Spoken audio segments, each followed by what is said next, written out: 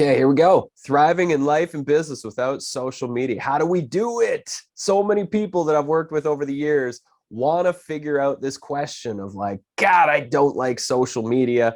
What do I do to get off of it? So my question to all of you, answer in the chat.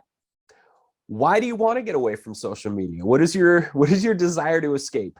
Before I left 7 years ago, I created a Facebook group 3 years before leaving called Evacuate Social Media was the name of the group. And it grew a lot.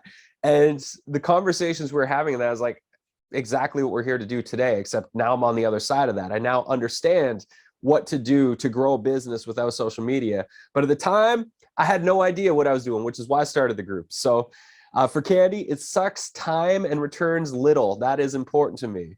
Amazing. Hi, Shanti. Okay, Shiva, attention to comedy selects for negative emotion. Yeah, it's not a fun game to play. Linda, I think there's so much negativity on social. It takes so much time with what seems to be such a little result. And that is very, very common for people that I've had go through this training. I mean, there's been 3,000 or 4,000 people over the last year and a half take this, and people just are not stoked about it. You're okay with one platform, but not with 3 or 4 of them. I totally get it. It really spreads you thin.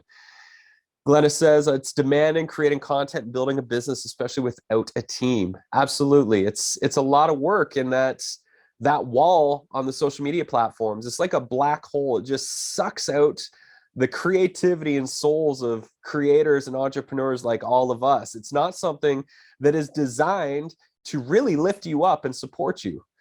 It does the opposite. Beautiful. Well, thank you for those examples. These are very, very common for why a lot of people want to leave. So for me, I had an experience that was the final straw. So as I said, I had a group. I thought about it for 3 years. I wanted to leave. I didn't know how to leave because I had a business. And then I had a baby. Back in 2016, my son was born. It was a beautiful new chapter. We were launching a brand new chapter of Magic Media with an online community and an amazing online course called the Great E-Course Adventure, which was like Saturday Night Live meets Indiana Jones in this journey up a mountain to building the greatest e-course you could possibly imagine. We spent 9 months producing this course.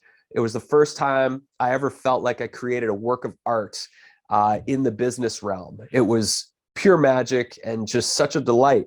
And we were launching this training, and I had this experience where I was by myself. I was up on a mountain. I live on Salt Spring Island, British Columbia, as I said, and I was watching the sunset, just reflecting on how much my life had changed in the weeks leading up to that moment with my son being born. And as I'm having this experience, I suddenly caught myself thinking in Facebook speak, and I was starting to pre-write the email in my, or the Facebook post in my head that I was going to be posting later on Facebook. And it was in that moment that I caught myself and I was like, my brain has been hacked.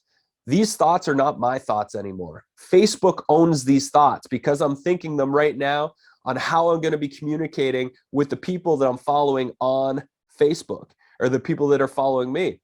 And it was no longer my moment. And that was the final straw. I literally went home. I told my wife, Celeste, I'm getting off social media. I just don't feel good about this anymore. And it was a very scary decision, having a new baby, having a growing business, and no real plan in place.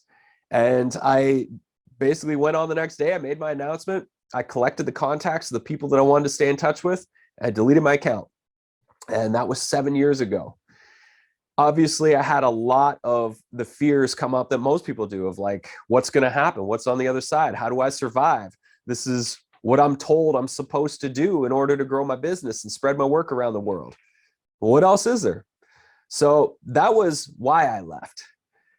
The answers were clear for me. There was some really clear messages and reasons that felt off inside of me. One, rather than connect us, social media divides us now more than ever. Rather than being inspired, people feel more anxious than ever before because of these platforms. Rather than building friendships, we get followers, which is a twisted, weird thing that humans are doing on social media platforms. Rather than creating more connection, we have more loneliness and disconnection than ever before. Rather than feeling safe to share our thoughts, we censor them. And now with new censorship bills being passed, they're going to be censored for us, which is not cool. And rather than being free, we become addicted to our devices. So these are the main reasons that really felt off. And when I made the choice to leave social media, it was also about claiming my own sovereignty, to not become dependent on these massive big tech platforms that felt gross to me. It felt off. It felt like there was something behind the machine that did not have my best interests at heart. And if you watch movies like The Social Dilemma, it's even more clear now that these platforms are engineered to keep us divided and addicted and to keep them on the platforms. And this goes for all of them. It goes for every single social platform that we're on right now. And if there was a better platform that came along that really was looking out for the best interests of humanity, then I might come back, because it was fun to have connections. It was fun to meet people, but I had to find a different way. So leaving was, it was so weird. It was everything that I feared. I deleted my account and crickets. It was like crickets. It wasn't like all my friends who I've been connected with on social media started calling me and texting me and say, yo, Brad, where you at? Where you at, man? What are you doing? Or, hey, there's a party coming up this weekend. You should come to this party. It was like nothing, months of nothing. And we just moved to the island that we're on 2-3 years before that. So we hadn't really established a solid community. It was very isolating. It was very, very lonely. And that was a scary and disturbing thing to deal with when I poured 10 years into building the connections and relationships on social media. But what it did is the loneliness, it sparked me to create real village in my real community with real people in the real world. And I went on to create a Man Ventures group that's been going strong for 5.5 years.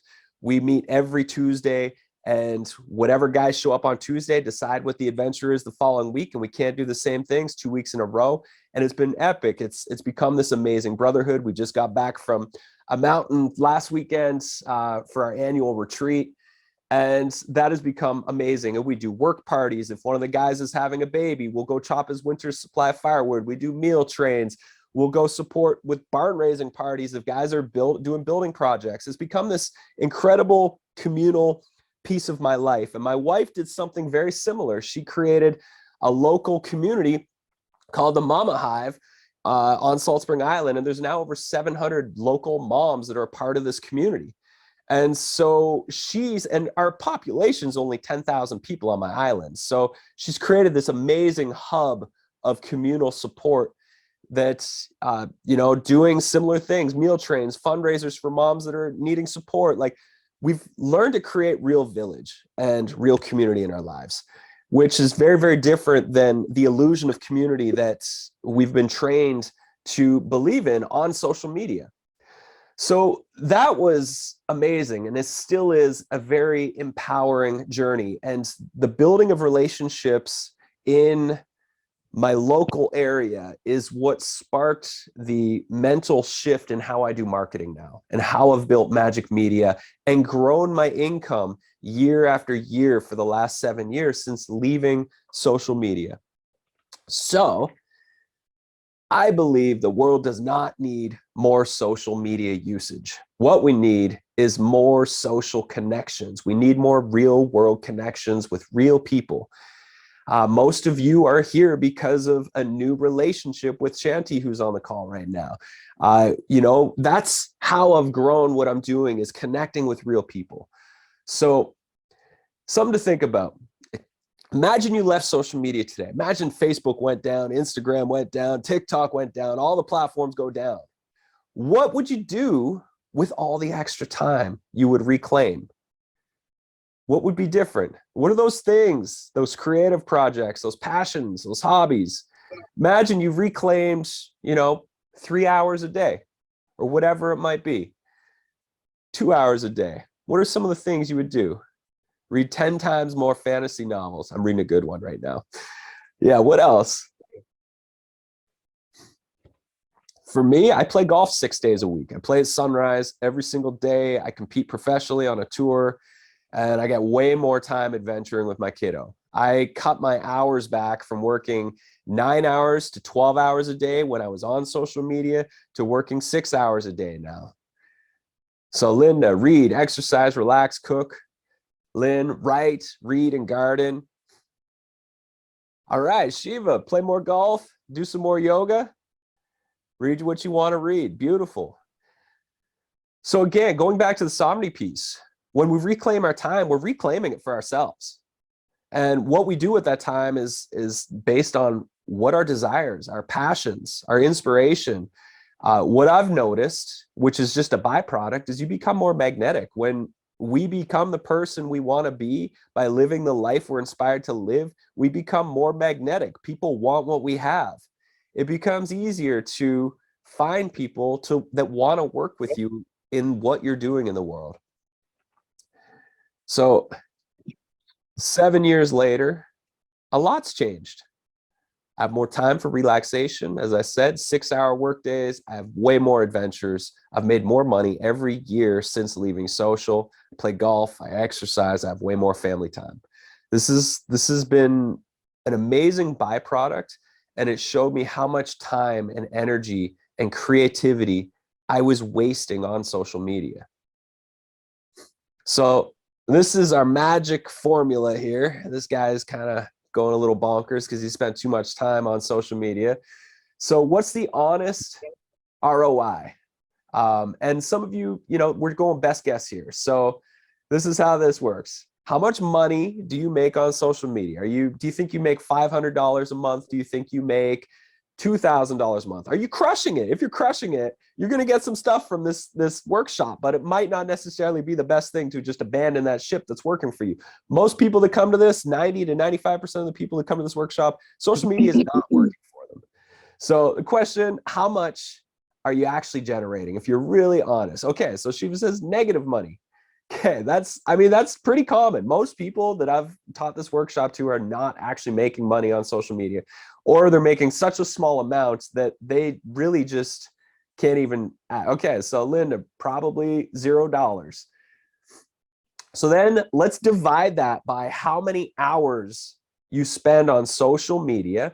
So just think on a weekly basis. So are you spending, let's say, 10 hours a week? That includes creating content, posting comment, responding, mindlessly scrolling the wall, checking it, etc.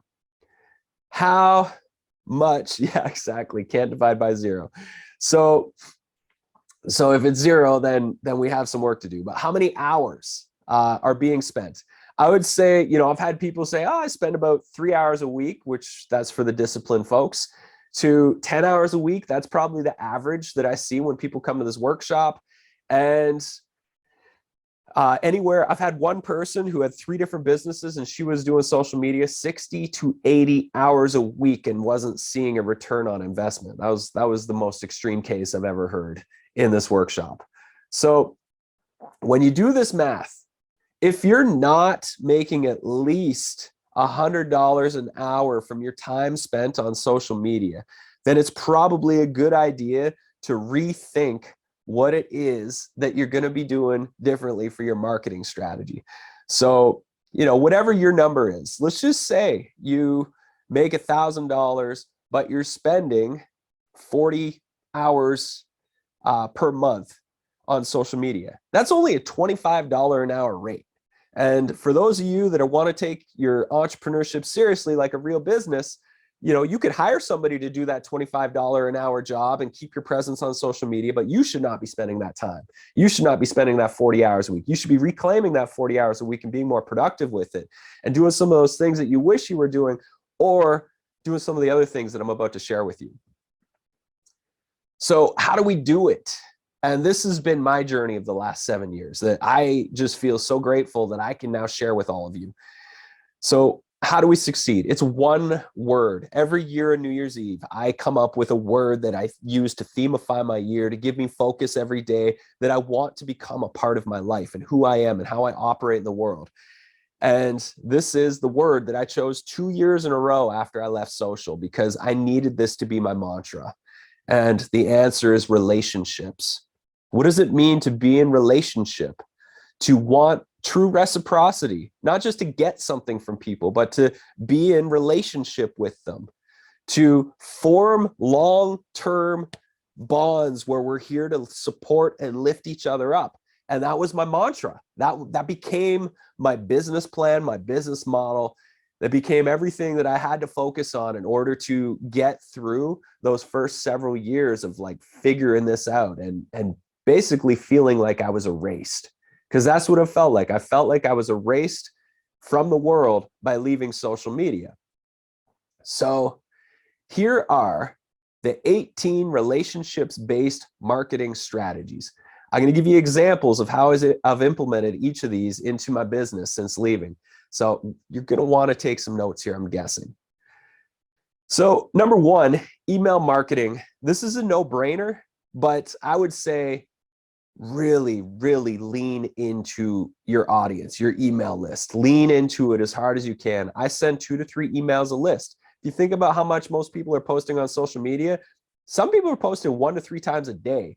So sending a few emails a week that are value enhancing for my audience is nothing. You know, I write articles. When I write an article, I'll often film myself doing a video version for YouTube, and then I'll also take the audio of that video and I'll turn it into a podcast so my audience can consume the 3 different ways. They can read the article, they can watch it, or they can listen to it on my podcast. So email list is really, really important. I see too many people who only send 1 to 2 emails a month. Imagine this is a relationship, like a friend, and you're only reaching out to a friend once a month. It's hard to grow a friendship deeply if you're only talking to that person once a month. You need to go deeper with your audience by connecting with them more. There's so many distractions in our world, and if you're not top of mind, then you're forgotten, especially when it comes to establishing that relationship. People need to get used to knowing that you're an incredible person to listen to and hear from on a regular basis. So oh my gosh, talked to someone yesterday who's 92,000 people on her email list, has never emailed them. It blows my mind because it is such an incredible asset that is waiting to just be tapped into. And I mean, we've done launches with partners of ours. One woman, she had 135 people on her email list, and we helped her launch a Mighty Network community, and she made $35,000 with a very small email list. So it's not about how many people you have on your list, it's the quality, and the quality comes by being consistent and connecting and providing value regularly. Next is a signature workshop. So this has been game-changing for me. What are you watching right now? You're all participating in my signature workshop, Thriving in Business Without Social Media. So what a signature workshop is it's, imagine a TED Talk, but it's not just a talk. It's not just about you talking and everybody listening. It's meant to be an interactive experience. It's the first step on people's journey with you. So many of you have probably never been introduced to my work that might be here right now. You came through my email list. You may have seen me on YouTube or my podcast or whatever it might be. And so the signature workshop is a free 60-minute workshop. And you take this workshop and then you tour it virtually. So I've done this workshop that you're all checking out right now, I think 13 times this year. My email list has grown by over 3,000 people just from doing this signature workshop on other people's virtual stages. I'm running a program right now with about 60 creators who are all designing their very own signature workshop at the moment. And so once you have the signature workshop, it's highly scalable. You reach out to people to host you, they say yes. You then can automate a whole series of events that happen, the promotional emails, the banners, the images, all the things, and then they can easily promote you. You fill up your signature workshop, you grow your list, and then you can, the people that want to engage, you call them to adventure to take whatever the next step might be for them. And this has been transformational. A lot of people are saying you have to go on a podcast tour. I've done podcast tours. I had an interview earlier this year on the $100 MBA. The podcast had 120,000 downloads in the first week. My email list grew by about 20 people. I was mind blown. And then I did this workshop for their audience and my email list grew by almost 500 people. I was just like, that was the moment for me when it was just like the epiphany of like, oh, this is the easiest, most effective marketing strategy I have stumbled upon in my almost 20 years of being a full-time creator and entrepreneur, of like just simply design a powerful signature workshop and then deliver it again and again and again. And if you can do 1, 2, 3, or 4 signature workshops per month, you're going to go so much farther. And literally, I try and make this better. Like I added 4 new slides today for this one, so it was better than the last time I did. If you just keep improving it, it gets easier and easier. You can just show up, do your thing, and then people may join you on the next steps of the journey. So I can't say it enough. A signature workshop is such a powerful way to expand your reach. Next, licensing. So I taught 500 meditation workshops between 2009 and 2012. And it was amazing. I did retreats around the world. I also got tired of just teaching so much meditation. So I built an online meditation library, connected with my buddy Blair. We built a world-class library and, you know, custom music with each one. We have 48 meditation tracks. We taught all the techniques that I was sharing in these meditation workshops that I was guiding.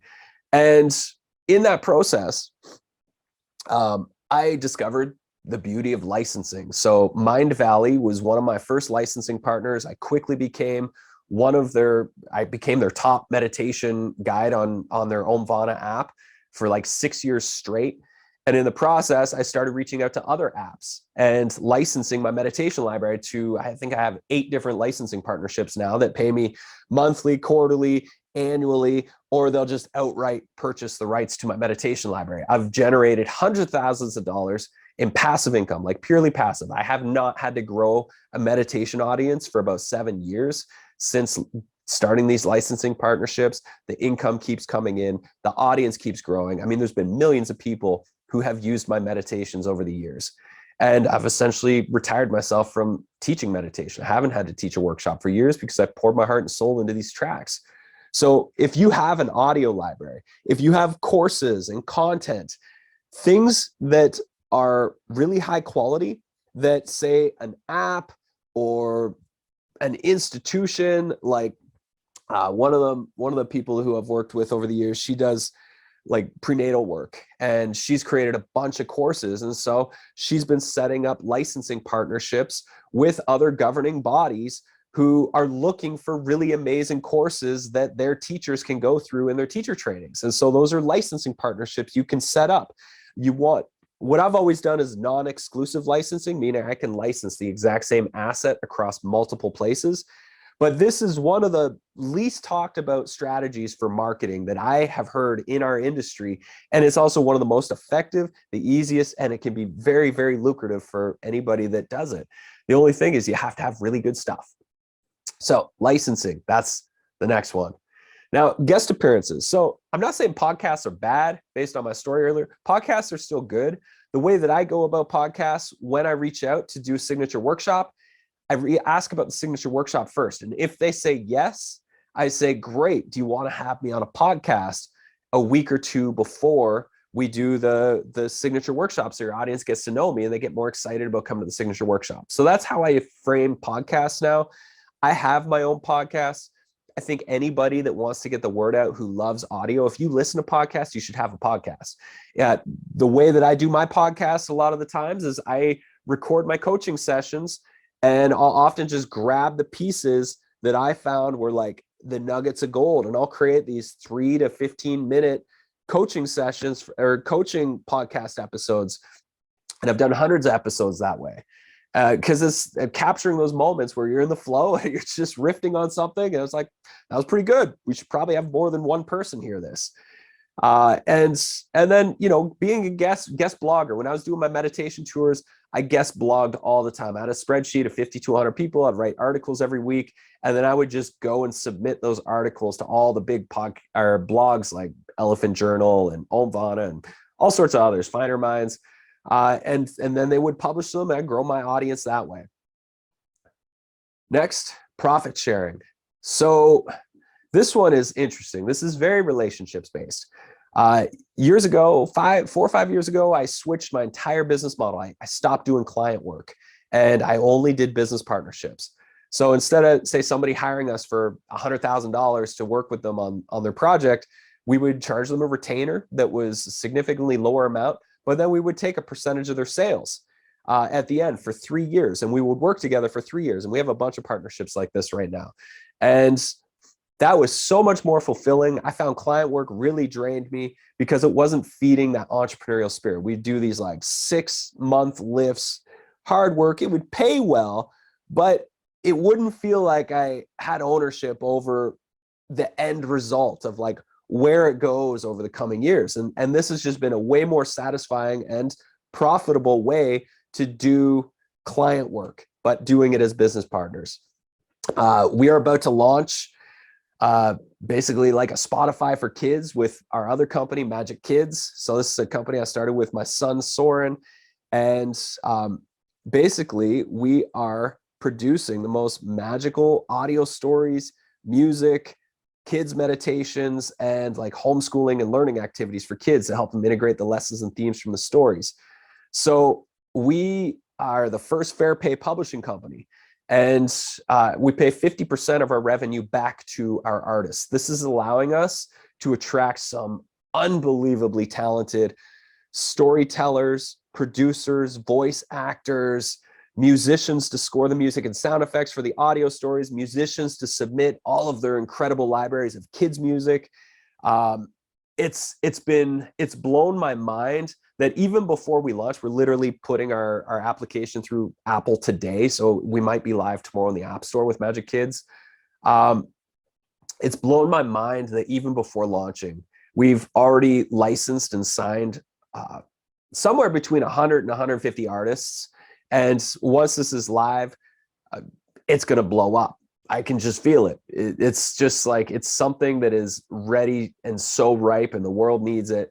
And so this is also a profit sharing model. We're finding the talent by paying them well, and we're all sharing in what the reward is. So our artists will also be our marketing partners. The more artists we have, the more marketing partners we have to spread this app far and wide. So profit sharing is an amazing way for you to form alliances where everybody wins. It's just about finding the win-wins. And then that leads into collaborations. So I'm a strong believer in collaborations.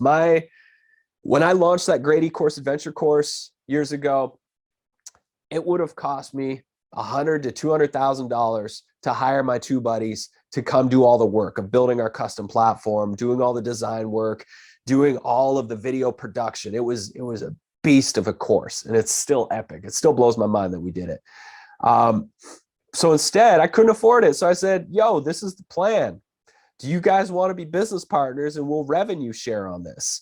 And instead of me having to go find all that money, I just came up with the plan, created a clear enough vision of what we're going to do together, and then find a win-win solution that allowed for all of us to win if the thing wins. And there's so many artists. And that was how I did my meditation library. That's how I got started with Magic Kids, was like finding win-win ways that everybody could just do the thing together. There's so many talented artists out there that are either struggling to make money or they're working corporate jobs that they hate, that if you come to them with a clear vision of what you want to do and a way for you to leverage their talents and their gifts, there's a good way that they may just join your team and be like, yeah, I'll do it for free up front, 25% of the revenue we make for X number of years. And I've had so many collaborations just like this. When I was back in the day, when I was running retreats around the world, that was how I did it. I was like, cool, you do the yoga stuff, you do the event planning, I'll do the adventure leading and the meditations, and we'll split the pie in this way. It was amazing because it saved me a bunch of work. It helped other people who are way better at the different things that I wasn't great at. They could come in, and when you collaborate with other people, it's like there's an alchemy that happens, that you make something that is not possible if you try and do it by yourself. Anybody that has a team knows this is true. And you don't have to have a massive budget to build your dream team. Next, affiliate marketing. I mean, you all know about affiliate marketing. I'm sure you've probably heard about it, but basically you get people, instead of giving Mark Zuckerberg 20 to 30% of your revenue as your marketing budget to spend ads on Facebook and Instagram and all that sort of stuff, is you find your friends, your peers, your fellow supporters to put the word out about your launch that's coming up, and you pay them 10 to 50% for an affiliate fee. And there's lots of easy software to get set up affiliate stuff. And we use Thrivecart. It's really easy. It's $500 one-time payment. It's a great tool. The only thing about doing affiliate launches is you just need to be really organized with your launch schedule and give them all of the resources they need ahead of time, well in advance, so that they can plan it, because people are busy. You want to reach out at least, 60 to 90 days before you launch. So, are you all getting a weird thing with my slides? Just got a message here that something went weird. Hopefully it's fixed. So affiliate marketing, it's a great strategy and it works wonderfully. Thanks for the heads up. Next, this is one of the pieces that Magic Kids is doing, is finding story sponsors. Sponsors are great. As you build an audience, it's way easier to get sponsors. I have a buddy who has a podcast, and he approached a company who does like live streaming cameras, and he asked them for a camera, and he asked them for $10,000 to be the sponsor for like 20 episodes or something like that. And he got it. He was like, that's crazy. I don't even have a huge audience. And he still got the money. So sponsors are great. If it's like a natural alignment, you can find sponsors. Next, this one's more of just a creative thing. I did a challenge back in, caveat, I don't consider YouTube to be social media. For me, YouTube is like education and entertainment. I don't like social media. To me is like people trying to build community and connections and messaging and all that sort of stuff. For me, YouTube is like pure creativity. So I did it. You can, if you want to include YouTube into social media, that's fine. I don't. But I did a challenge back in February. I did 30 days of YouTube shorts on my channel, and I had so much fun. I just getting back into like doing these daily videos where I capture B-roll throughout the day, have some form of lesson and plan, and then do, music and voiceovers. And I got really fast at doing it, and I'm still doing more of it. I do my workouts, I do my golf training, I do stuff that I'm doing with Magic Kids with my son. I'll videotape stuff and then put it on YouTube Shorts, and it's been a blast. It's one of those things. You can be very, very creative, and you can build an audience over on YouTube Shorts. So that's something to consider if you like making creative and fun videos. YouTube Shorts is great. They're trying to compete with TikTok, so they really raise up YouTube Shorts over regular YouTube videos because they're trying to bring more shorts into the spotlight.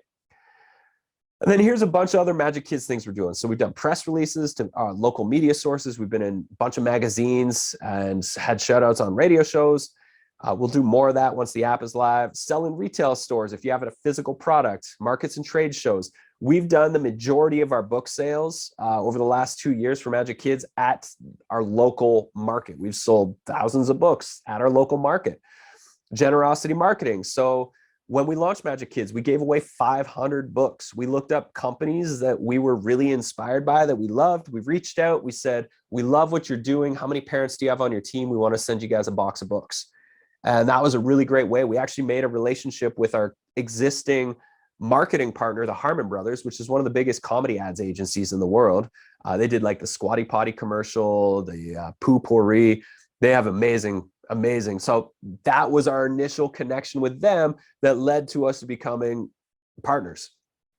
Comedy videos. So Magic Kids, we have produced with the Harmon Brothers, written and produced 30 comedy commercials. We will be rolling those comedy commercials out over the course of 30 days after the app goes live. And caveat again, we will be doing that on social media. The Harmon Brothers are managing our accounts. I will not be doing those ads. I will not be on social media to do those ads. We have a team that are doing those. So that is how it can work. Next, workshop tours. One of the things that I did a lot of when I was doing meditations, I'd pick a city and I would go on a workshop tour there. So I would go teach I'd go teach 2-hour workshops. So I'd pick, say, Edmonton, Alberta was one of my favorite places to go. I'd find 5 yoga studios or wellness centers. I'd approach them, be like, hey, I'm coming to your town. Here are the dates. Do you want to host me for a 2-hour workshop? I'd sell tickets for $20 to $30. And then I would fill the room. And then at the end of the week, I would sell a day-long workshop. And I'd go away for a week and I'd come back and my pockets full. At the end of every workshop, I would also sell my audio meditation library for $100. And so people would come for the 20 to 30-minute workshop. I'd probably sell about 60% of the room on my audio library. And then I would sell about 20% on joining my weekend or day-long workshop at the end of the week. So that's another really great thing. And then audience contests. We'll be doing a bunch of this with Magic Kids, and then finding local partners. I mean, everybody forgets about their local community. Oh, your slides aren't changing? Are you seeing stuff now? You got this one with all 8? Cool, thanks. And last but not least, the one that everybody forgets about, I don't know why, maybe it's pride, maybe it's something else. We don't want to ask our people for help, but this one is so effective because it's people who love us, friends and family. When we launched the Magic Kids app, I have so many contacts in my phone, and you can be damn sure I'm going to be texting every single one of them who I know either has kids or knows people who have kids. I'd be like, if you want to help me, if you love me, this is one thing you can do, is text this app to 3 people. How many friends and family have you not leaned on over the years because of pride or because you just forgot that those are the people who are going to support you because they love you? So whatever it is that you do, how many of your friends and family actually have somebody in their life that they could probably reach out to today because they have the problem that you can solve? This is a really important one. So I'm not telling anybody to get off social media. Social media can work. I've seen it work for enough people that it's not like, it's not like you should leave. It worked for me. And I think it worked for me because it got me here and it taught me these lessons on relationships. It really changed my life to leave. It was hard and it changed my life. It changed who I am. It changed how I interact with the world. It changed how I look at clients and leads and all the typical online marketing jargon that you hear about. It really brought it down to home. Like, these are real humans and I can help them and you can help them. And it's more about the relationship than the funnels. So if you have a clear strategy, it can work on social media. You got to have a really clear strategy. You need a publishing schedule. So you could block off a time a day, a day of the week where you do all of your posts, or you pre-schedule them all, and then you get off that thing. Be disciplined. So this is the hard one, being disciplined. I shut my phone off at nighttime so I can be present with my family. That's a discipline, going to shut the phone off and throwing it away for the night. Hire a team. That's what we're doing with the Harmon brothers. I didn't want to be on social media, but I wanted to work with the best marketing team in the world. They have billions of views and they've made $1 billion in revenue through comedy. I was like, that's the people I want to scale this company with. And they've been amazing. I've hired a bunch of marketing people over the years. I've never hired people that are so fun and so full of heart to work with in this team. And then make your work art. That's why we're making comedy. That's why we're making the best kids stories in the world. That's why I merged into using entertainment as a vehicle to teach and transform online. Make your work art. Otherwise, it's really hard to stay motivated and inspired to do your work. We use Mighty Networks as a tool. You can build your own social media platform on Mighty Networks. We have a bunch of resources on building your own Mighty Network community. If you're interested, just reach out after the presentation, but you should check it out. You can build online forums, communities, live streaming, courses. There's so much you can do inside of Mighty Networks, and it keeps getting better. So I would suggest, just as a final call to action, give yourself the gift, reevaluate your marketing strategy based on what you felt and heard today. Decide if it's working for you and your business. Spend an entire day or at least a half a day away from your computer with a notebook in your heart and your mind, brainstorming a new marketing plan, and then try that for 30 days. Leave social media if you must, or just cut it way down and protect your time and consciousness. I don't know if you're aware, but it feels like there's a war on our consciousness right now to divide and disconnect us from our own inner power and our own inner knowing. And it's really important that we stay grounded and we stay connected and we stay true to ourselves. And the only way to do that is to shut out the noise. And the majority of the noise is happening on social media. And so if you can, find ways to just stay true and stay connected to yourself. So this is my call to adventure. If what I've shared resonates, I have a community called the Magic Mind. Everybody's invited if you've resonated with what I've shared. Inside the Magic Mind, I have so many live trainings and online courses. There's lots of coaching opportunities. This training's happening right now, but you could still get caught up. It'll be on Evergreen after. Craft your signature or your comedy commercial. That's a training coming up in November. This is starting in January, where you craft your paid or flagship training. We do Monday schedule your success sessions. We do the Magic Mind coaching sessions, so group coaching every Wednesday. We do co-working sessions every Thursday. And then there's so many resources, creator templates that will help you basically get a customized coaching plan for you. I'm very active inside the space. I offer a lot of feedback. There's marketing strategy support. How do you create binge-worthy courses and media? How do you expand your impact through licensing partnerships? I have a lot of templates. How do you build your mighty network? Create a business plan and roadmap to success. I have a 6-figure launch templates with like the proper spreadsheets and all the organization of like all the emails that you need to send in order to launch successfully. You can read, you see what it is. You can go to the page. If this resonates, I charge $247 a month. You can cancel anytime. And if you're inspired by this and you want to just pick my brain for a minute, I have a free offering here, which is you can have a 15-minute coaching session with me. This is a marketing experiment that I started just a few weeks ago, and I love it. Because I'm not on social media, I have time. So I book 2 hours every Friday to do a bunch of coaching sessions. And here, I will share the link inside the chat in just a minute. If you're seeing this on YouTube, make sure you share this masterclass on social media because I can't. It'd be really helpful. That's all. Do you have any questions? Does anybody want to dig into some of the pieces that stood out for them? I'm happy to do some Q&A. We got about 15 or so minutes. What resonated? What was your number one thing that you're like, I want to do that. I want to give that a try.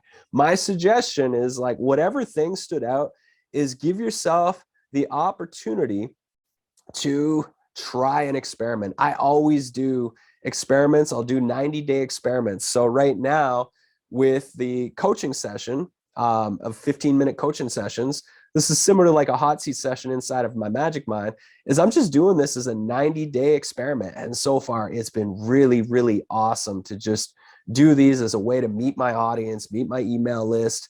And there's 3 links inside of that, including the last link is a PDF version. It's a 4-page PDF summarizing everything I went through in this workshop. So I'd suggest download it, hang it up in your office or something, keep it out so that you have a checkbox of things that you can try next time you're stumped for how to marketing.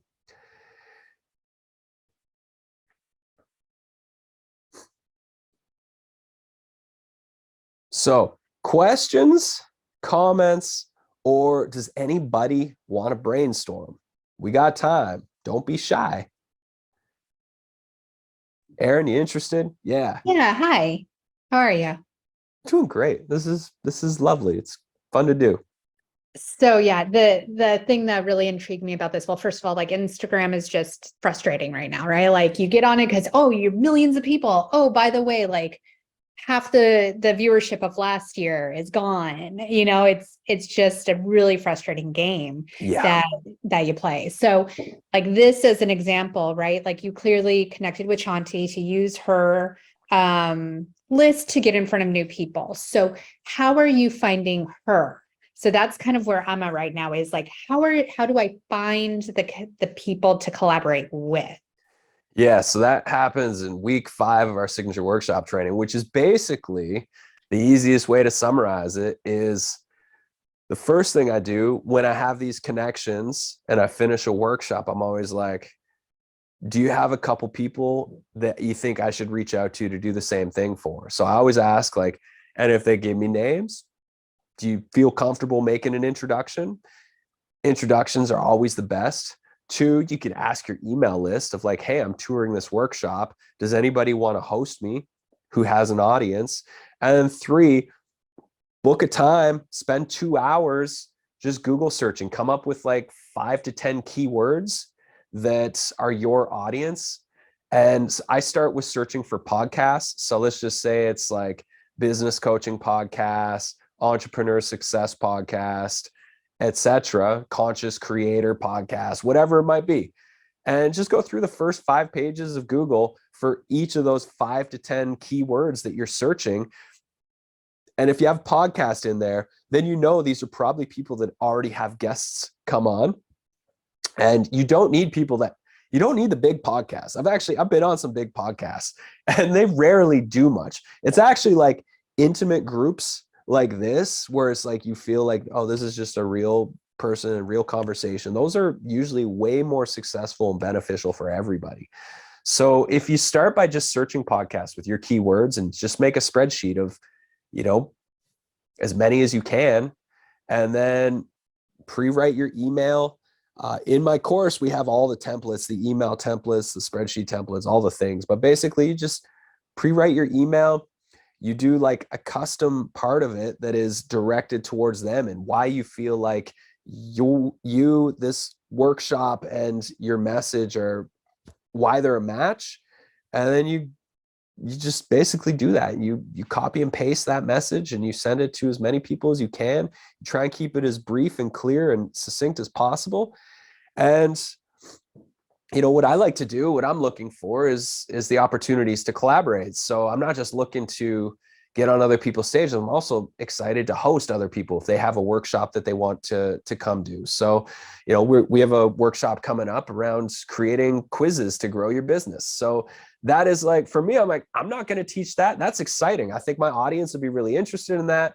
And so there's this reciprocity. And for the partners that you really jive with, it's like you finish the partnership. That first step is like, what do you want to do next? Like one that I'm doing a workshop for, and he came on my podcast and he's doing a workshop. We're already looking into next spring and be like, what could we do to collaborate? Like, could we do an event together? Could we do something? And then it's like, or you could rebook, like, let's put it in the calendar now and do the same thing a year from now. So that these relationships, it's like Jeff Walker and all these guys that have these massive companies, they just created alliances. They all promote each other. They all collaborate with each other. And because they all have big audiences, well, you can do that as like, if you have 100 people or 1,000 people, find a group of people that you can all go through this spiral with and just make agreements that feel like everybody's going to win and you can all grow together. And that's that. That helpful? That was really helpful. Thank you. Yeah, you're welcome. Good. I'm glad. Yeah, that is so true. And that 1,000 true fans theory, that like, if you have 1,000 true fans, you don't have to worry a blink about making $1 million a year if you want. Yeah. It's 1,000 true fans with probably like 10 true relationships. Like, yes, I can count on one hand 3 relationships that have probably driven like millions of dollars in revenue. Yeah. That's just it. It's like quality over quantity. Yes, I 100% agree with that. When we switched the partnership model, the whole idea was like, how do I not need to have 1 million followers or an email list of 100,000 people or whatever to succeed? Like, how can I do the same impact with just a handful of really key relationships? And so that was, the majority of my revenue comes in through less than 10 people because of this partnership and collaboration model. And it's like, it's a mind shift, but it's true. Like, we really don't need to have the 1 million followers. It's just true. We can. And if we do, it's like, wow, how do you leverage that audience size? But it can just come through a handful of key partnerships. And that's one of the things, like my tagline years ago shifted to leverage your life's work, because it's about leveraging the assets you're creating. How do you get those to multiply? It's about leveraging the relationships you already have. Like, so many of us, if we just looked back over the last 10 years of who we've connected to, who we've worked with, collaborated with, become friends with, met at conferences, and we just made a big list and started directly reaching out to be like, hey, you want to catch up and have a virtual or in-person coffee for 30 minutes and just see where we're both at? That's a way better use of our time than endless social media posts and scrolling and trying our hardest to like come up with the most clever stuff we can for it to just get lost down the feed instantly. It's wild. Like, it's really, really hard on all of our mental health to have to be in this constant creative loop of trying to get your best stuff out there for hardly anybody to appreciate it. It's crazy. And if we want them to appreciate it, we have to pay a whole bunch of money. Yeah, totally. Man, that was so inspiring. I feel really re-inspired to put some better boundaries in place with social media. Just primarily consumption. I was emailing about this workshop. I'm like, I haven't even posted on Instagram in 2 months. But sitting on your phone at the end of the day just to like mindlessly scroll and unwind, that's probably what most of us are doing. And what else could we be doing? I love sitting in bed with a journal, thinking about ideas, brainstorming with my kid about the next kid story that we're going to write. Yeah, I mean, the idea of like, instead of carrying the phone, carrying a journal, that's what probably most of us used to do 10 years ago or 15 years ago, was just carry a journal everywhere so we could capture thoughts. And then, the whole idea around really embracing your newsletter, no matter how big or small it is, and communicating even more often with your newsletter. That is a really beautiful way to just deepen that relationship with the people who are paying attention. And I've noticed my engagements and open rates have gone up a lot since I just doubled down and been emailing 2 or 3 times a week. There's more trust now. It's like I'm a consistent part of a lot of people's lives. Yeah, that's so huge. Like, so many of you are here because of my emails, and that means so much. It's so cool to see the human beings on the other side of the screen, that we're connected like all over the world, and we all have that capacity. Yeah. Candy says, you've helped my mindset shift on this need to have a huge audience. Yeah, it's beautiful. I mean, when I look at, my desire is to impact the lives of millions of people positively, just like everybody here. That's everybody's goal. But how can you do that through the connections that you have? It doesn't necessarily mean that it has to be you and your words. It can be the influence you have over the others as well. And that's a way to directly impact so many people. In my experience, Glennis asks, is my experience, is bartering of services still a thing or a way to form these partnerships? Do you think I may view it as simple transactional? I'm all for the barter system. I mean, I live on a small island, so I'll trade a freezer full of meat in exchange for some coaching sessions. So absolutely, if you can find the win-win transaction, then that's a beautiful way to exchange, and it takes out the need to like have to depend on our government to watch our money going in and out and pay taxes and stuff. Like, if we can barter and find equal exchange, that's a beautiful way to live your life. And it's actually, I find it almost more fulfilling when I walk away with like something from somebody in my local community for something I was able to give them. Yeah, be creative. Ultimately what you're all trying to do. Oh, you can't download the PDF? Okay, thanks for the heads up. What we're all trying to do is just seek out the win-win. Any more thoughts or questions? Lynette, I saw you popped your video on. Do you want to share something? Yeah, sure. Why not? Hi, everyone. Hi. So thank you, Shanti, for inviting me. Shanti, sorry, for inviting me. I just this. And yeah, I've been so dead on Instagram and just everything. Like I'm trying to, I have a family, work, all that stuff. I'm even trying to find the time to do the quiz that I'm doing with Shanti. And yeah, I'm kind of like wanting like a refreshed perspective on how to like kind of get back in the zone. Like it's clear I can't keep up with posting things on Instagram with my lifestyle. And yeah, just kind of like wanting to get a little like refresher. And I've seen these like kind of network groups, like there's like a really big one that focuses on women's business. And they are constantly promoting each other and affiliate, doing that marketing thing, but that particular group just doesn't feel right for me. And Yeah. I'm just kind of trying to find my place here and like how I can really start moving forward again. Beautiful. So out of all the pieces that were spoken today, all 18 ideas, which one or two felt like the most light bulb for you, like a light bulb went off? Well, that's why I wanted to look at the PDF, because I didn't get to catch all of it. I had to I'm jump I'm in. uploading the file there. You can all just download it now. Um, let's see.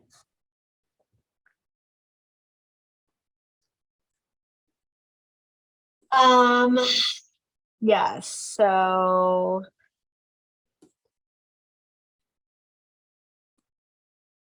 Do you send out a replay? Yes. yeah, Yeah, maybe I should do that. the replay will go out a little later. Yeah. Once it's done processing. Lynette, just what I know Yeah. of business, I would like look at the signature workshop piece because I could totally see Okay. that working really well for you. Okay. And maybe the licensing as well. Okay. Yeah. Licensing. Yeah, I have no idea about that, so I'll have to learn all about Yeah, that. I'm really curious about going down that rabbit hole more too. I have a whole course that I did with a big group of meditation teachers called what was it called? I think it's called the Business of Meditation. So it takes you through like setting up a consistent teaching schedule in person, online, teaches you how to produce a world-class audio meditation library. It comes with all of the templates that I've used to get my licensing partnerships. So it comes with a spreadsheet of over 100 different apps that you can apply for, all of the email outreach that's like how to structure your emails when you're doing outreach to increase the likelihood of somebody paying attention. And we have like a whole actual meditation teacher website template that you can use as well, that if you want to build your audio library and your teaching schedule and offer workshops and classes and coaching, we have like an actual website template and Podia you can use. Yeah, so that is licensing's been, I mean, that was just a fluke that I stumbled into it. It started with, I had this company reach out and they're like, hey, we found you online and we're interested in having you record 10 meditations for our company. And I looked them up. I'm like, oh, this is a huge company. Cool. So I didn't know what to charge. It was the first time ever dealing with money like this. And so I think I charged them $35,000 up front to record these 10 tracks for them. And they were all like 10-minute meditations. They gave me the themes that they wanted to work through. And then I was like, well, I can't just sell them that. It's like, I want to tack on a licensing fee. And so, I get $11,000 every October from them for the last 6 years or so with this meditation licensing fee that I just invoice them for. And so that's been cool. I mean, that one project has generated probably $100,000, and it honestly took me like a day's work plus paying my buddy to do all the editing of the audio. So it's pretty amazing. And then that was just like, oh, who else wants to license my stuff? And then I was just like, I started to do it, and I probably could do a lot more time. Once a year, I'll send out a bunch of emails to get some new licensing partnerships, and I might get one or two that say yes. That's the thing, is like, before Mind Valley said yes to me, Mind Valley turned me down 5 times. I had to just keep improving. And then once they did license me, I quickly rose to number 1. They used to have a leaderboard on their website of like the top meditation teachers. I was number 1 for like 6 years straight. It was just like, they'd have 25 of their top tracks, and I'd usually have anywhere from 6 to 10 in that top 25. And so it was just like one of those things of like, if we do really good work, and these days the tools are so much easier. Like for Magic Kids, right behind me there, that's my little recording booth that we do all of our voice acting recording in. That's where I'll record podcasts from and meditations. And it's literally like some 2x4s with nice fabric and some insulation behind them to create the booth. Probably $1,000 worth of microphone gears and all the things that hook up to my monitor behind my desk there. And I'm set up, and you can create world-class content, like world-class audio quality in just like a little 4-foot space in the corner of my room. So it's pretty amazing. That was not the same back in, 10 years ago. The tools to build websites and platforms and communities and memberships, it's just like everything's getting exponentially easier to do. It still sucks. I mean, I'm not a tech fan. That's why I hire people to do the tech stuff. Like I don't like it, but it's easier to learn. That's for sure. Okay. One more thought or question, or shall we part ways? If you don't mind, I'd like to share an experience I had that really resonates with a lot of what you're talking about as an example, maybe more concrete in a different context. I do lactation help for toddler nursing moms. And there was a local event I found out about for Fit for Mom. It's like a stroller strides. It's like a workout group. And they were having this big public event. And I went, and they had booths, and I networked with all the booths and the Fit for Mom people, and ended up asking them exactly what you're talking about. I asked, do you want to do a free workshop? I could do a free workshop for you. Just get the email list and an option to pitch at the end of the workshop. And they said yes. And Fit for Mom, there are over 250 franchises in the country. So now I can go and email all those franchises and ask them if they want to do the same thing. Love it. Yeah. That's a scalable strategy. It's like once you do it the first time, it's exponentially easier to keep doing it. Yeah. So Love we'll it. see how many actual clients, customers come from it. Hopefully, a good amount, but I hope a I had life-changing done that, amount. and it was exciting. Yeah. I hope it's a life-changing amount that say yes. I hope so too. Those are the funnest. Yeah. Yeah. Beautiful. Well, thank you, everybody. And Shanti, thank you so much for spreading the word and coming out and participating.